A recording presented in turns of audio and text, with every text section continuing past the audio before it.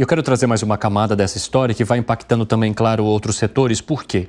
O preço da gasolina deve ter um aumento de 7%, do óleo diesel 4% nesta semana, de acordo com estimativas do mercado. Esse ajuste é necessário para compensar a MP imposta pelo governo, que visa desonerar a folha de pagamento de 17 setores da economia e também dos pequenos municípios. A possibilidade, ela desperta preocupação no Palácio do Planalto, que inclusive convocou Fernando Haddad para uma reunião com a presidente da Petrobras, Magda Chambriard.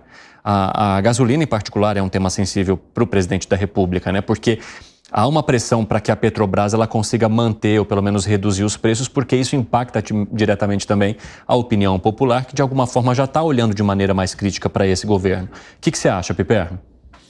Bom, primeiro que fica muito difícil manter os preços aí dos combustíveis com, por exemplo, a oscilação do dólar. Oscilação do dólar. Houve, há algum tempo atrás, também uma variação das próprias cotações internacionais, embora isso tenha recuado um pouco. Porque embora tenha havido um ajuste, né, na política de preços da Petrobras, ela ainda segue os preços internacionais. Então, ela vai segurando, mas isso vai custando para ela. Em algum momento, esses preços eles precisam aumentar e seguir o mercado internacional para que a defasagem não seja tão grande. A Associação dos Importadores andou reclamando um bom tempo aí de que havia uma defasagem. Depois que essa defasagem caiu substancialmente, é verdade, porque as cotações recuaram, mas nos últimos dias também o dólar aumentou muito. Então, fica difícil, aliás, aí sim seria uma atitude antieconômica da própria Petrobras se ela mantivesse os preços congelados aí por muito tempo. Então, há vários fatores que interferem e fazem com que haja, de fato, a necessidade da empresa reajustar esse preço. Não tem mágica. Ô Zé, como é que o governo vai tirar essa pedra do próprio sapato, hein? Porque ela está encravada lá, hein? É difícil, é uma área muito sensível, né?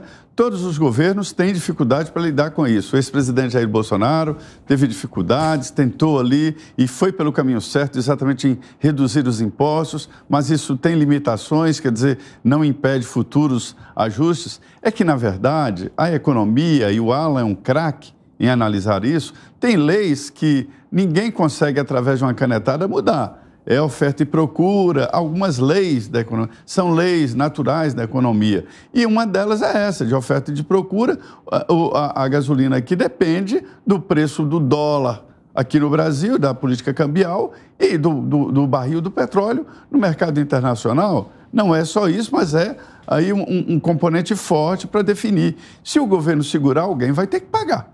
Aí vai ter que tirar do dinheiro dos cofres públicos para pagar essa diferença. Isso significa tirar merenda escolar, educação, para jogar no tanque das pessoas. Isso não é justo. O melhor mesmo é enfrentar a realidade. A realidade é dura, mas é no sentido de levar as pessoas para frente, para resolver problemas. Poderia aumentar com produtividade maior e não tem como diminuir artificialmente o preço, porque o resultado e as consequências são rápidas. E que foi, Segré? Estou pensando, todos os indicadores do Brasil, a grande maioria dos indicadores do Brasil, dão bem.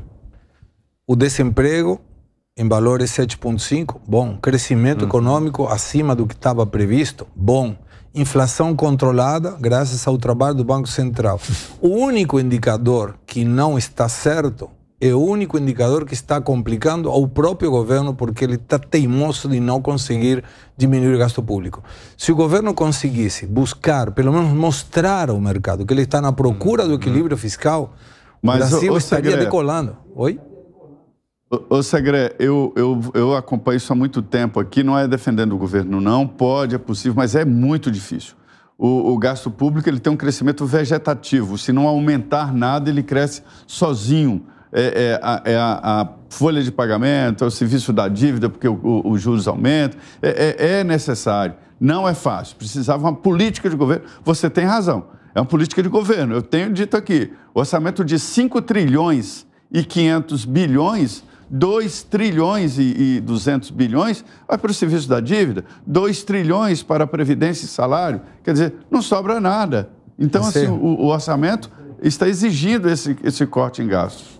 Se você continua aumentando a dívida, esse valor vai continuar aumentando e você engessa parte do que ingressa para pagar uma coisa que não é produtiva. Não, eu digo só que colocar, é necessário. por exemplo, Digo que é necessário. O governo federal pegou o governo com 9 mil postos de cargos de confiança, estava em 30 mil. Então, isso não precisava. Você não precisava colocar 38 ministérios, agora 39. Não precisava ter despesas em viagens internacionais absurdas como está tendo, porque poderia ser obrigado a utilizar esse recurso para outra. Quando você coloca um recurso que não é um recurso produtivo, numa questão que somente serve ideologicamente para manter alguém no cargo, é simplesmente isso que dá. Quando você tem estatais que davam lucro, 70 bilhões de dólares deram no governo anterior, e agora só tem prejuízo, você está revertendo a curva. Não, tem prejuízo. Ué, tem prejuízo. Cada coisa é uma coisa. Pera lá. Não é bem assim. Não? Não. Então, Correio deu lucro? O Correio deu prejuízo em 22 e 23. Diminuiu o prejuízo um pouco, mas é um resultado ruim. Por exemplo, Banco do Brasil e Caixa Econômica Federal, o lucro aumentou em 23 na comparação com 22. Que nem nasceu, não, tudo bem.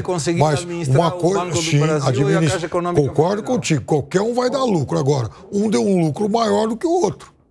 Mas 23, as estatais estão dando prejuízo. Aí você pega, eu te dou o crédito às estatais se quiser. Poderia dar menos, poderia lucro, legal. Mas tem um monte de gastos. Por exemplo, a quantidade de gente que é incorporada no setor público. Eu já mostrei com números. Isso. Qual foi o crescimento demográfico. Obrigado. Desde 1993 até agora, qual foi o crescimento do funcionalismo público de 1993 até agora? Cresceu 3 vezes. Então não precisa de tanta gente no Estado com salários absurdos. Diminui o gasto, faz reforma administrativa, faz o que quiser, mas não é somente, inclusive, fazer, é mostrar ao mercado que você está na procura desse equilíbrio fiscal. E tem uma demonstração simples. Olha como caiu a inflação, sem nenhuma mágica na Argentina. 25,5 em dezembro, 4,9 agora em maio. Por quê? Porque caiu o gasto público. Aí também tem uma outra coisa. A inflação argentina, ela tinha chegado aos 2 dígitos, mas esse número de dezembro foi por conta do estouro da boiada a partir do dia 10, quando liberaram os preços. Porque senão ficava em 10, 12, aí liberou os preços, pumba, foi para 25, o que já era algo esperado. Agora, em relação ao aumento da máquina, do ano passado para cá, o número de funcionários públicos do governo federal, não estou me referindo aí a estados e municípios, aumentou em mais ou menos 1%. Não foi um estouro da boiada, aumentou 1%. Até porque também tem mais programas, voltou mais médicos, voltaram outros que eram necessários. 38 ministérios, Piperno, não tem como não aumentar o gasto público quando você tem 13, sei lá quantos ministérios a mais do que tinha aumentou antes. Você pode ter 38, 50 ou 10, mas o fato é que o número de funcionários aumentou em 1%. Mas é 1% mais o aumento normal do 1% que não estava antes. Você agregou 1% a mais sobre o crescimento vegetativo que mencionava o José Maria. É isso. A gente também precisa reconhecer o impacto na folha de pagamento de cargos, né? Porque a gente está falando de ministros, muito mais ministros que ganham consequentemente mais. Fala, Gani. Eu vou de preço da gasolina ou vou de fiscal? Bom, comece com o preço da gasolina, Gani, porque ambos os temas são seus e até agora você não conseguiu falar. Vamos lá, de preço da gasolina. A pergunta que você me fez anteriormente, está aí o resultado. Foi para o preço. Então, por mais que o que trouxe o Piperno é verdadeiro, de que houve um aumento do dólar, houve uma oscilação do preço do petróleo, que subiu e agora sofre uma correção para baixo, né? E aí tem que repassar no preço aquela oscilação que houve para cima, tudo isso é verdadeiro, mas não foi só isso. Você tem um impacto imediato da questão tributária, e isso vai elevar o preço da gasolina. Poderia ser um reajuste menor se não houvesse esta compensação. Então, veja, a própria realidade dos fatos desmente a frase do ministro Fernando Haddad, mostrando que houve já um impacto no preço e da pior forma possível, que é no preço da gasolina. Todo mundo sente o efeito político muito ruim. Agora, Gani, sobre essa discussão fiscal, né? Em que posição que você vê o governo? E aí, nesse caso, também é preciso separar o Ministério da Fazenda do governo federal ou coloca tudo no mesmo saco? Eu coloco tudo no mesmo saco. Por quê? Porque eu vejo que, assim, dentro da lógica do governo federal, dentro da lógica do governo do PT, o ministro Fernando Haddad, ele é a pessoa mais sensata, com mais responsabilidade fiscal. Mas isso não faz dele um Paulo Guedes, um Campos Neto. Isso não faz dele, né, uma pessoa com um compromisso de austeridade fiscal, de fato. Então, dentro da lógica do governo do PT, do governo federal, ele é o mais sensato. Agora, veja, Evandro, o segredo está correto. O arcabouço fiscal, ele foi abandonado, né? A velha regra, o teto de gastos. Aí entrou o arcabouço fiscal. Ele mal começou o arcabouço fiscal, ele já foi completamente desconfigurado, já permitindo antecipação de receitas, sem você ainda ter o resultado, né? Então já permitiu que essas receitas fossem antecipadas, pedindo uma autorização para o Congresso Nacional. A PEC de transição foi um escândalo. Não há absolutamente nenhuma medida, nem assim um corte do cafezinho, nada que sinalize um compromisso com o corte do gasto, absolutamente nada. O que diremos, então, de reformas estruturais? Aí sim, o Zé tá coberto de razão, né? Você tem esse crescimento vegetativo que a gente precisaria de uma reforma estrutural para combater esse crescimento vegetativo do gasto público. A gente já deveria estar falando de uma nova reforma da Previdência, ou uma reforma administrativa, mas não para inglês ver. Uma reforma administrativa para valer, ou que se mantivesse a regra do teto anterior, que pelo menos estabilizava a dívida. Mas a gente não discute isso, a gente não discute nem o corte do cafezinho, Piperno. O que a gente vai dizer de reforma estrutural grande, que vai mexer para valer no corte do gasto público e vai trazer atritos no poder? Você sabe que eu acho que... Você está me olhando com essa cara, você está concordando. Não estou concordando, porque inclusive já fez uma série de concessões, por exemplo, de rodovias, de, por exemplo, linhas de transmissão. Então, isso é passar para a iniciativa privada, por exemplo, atividades que o governo acabava exercendo. Porque é diferente, por exemplo, uma Petrobras e uma estrada que o governo tem que tomar conta. A estrada o governo vai ter que colocar dinheiro toda hora. A Petrobras, ela vai lá e se vira. O que foi, Segré? O governo vai terminar sendo enforcado na própria corda se ele não mudar isso. Porque estão faltando 2 anos. Cada vez esse aumento vegetativo vai engessar mais a disponibilidade de recursos. Com todas as emendas que hoje controla o Congresso, o governo não vai conseguir fazer nada. E eu acho que o Haddad, ele quer fazer cortes, só que ele não pode fazer porque a política econômica do governo, prioritariamente pelo presidente da República, vai contra essa medida. Mas eu tenho certeza que ele, no foro interno, dizer, gente, temos que cortar gastos. Não, continua. Eu não entendo o que é gastar, não é investir, então pode gastar ou pode investir, total, dá na mesma. A minha sensação é que o Haddad, e eu concordo, um dos mais sensatos economicamente falando, ele quer, mas ele não pode. Mas é só uma coisa, o Alan citou o ministro Paulo Guedes, eu queria fazer um agradecimento a ele, porque um amigo nosso o encontrou no sábado, e ele fez uma crítica à minha pessoa. Olha. Então eu queria agradecer, porque eu ficaria muito preocupado se eu recebesse um elogio dele. Mas você gosta também, né? Ô Zé, agora eu queria saber de você de que maneira que o governo vai administrar a coisa, vamos dizer assim, sentimental do aumento da gasolina, né? Porque isso, claro, pode repercutir em popularidade. Isso é complicado. Todos os governos aí tiveram esse problema sentimental com o preço da gasolina, né? E do diesel e tal. Primeiro porque interfere na inflação, sim, porque aumenta o preço do transporte.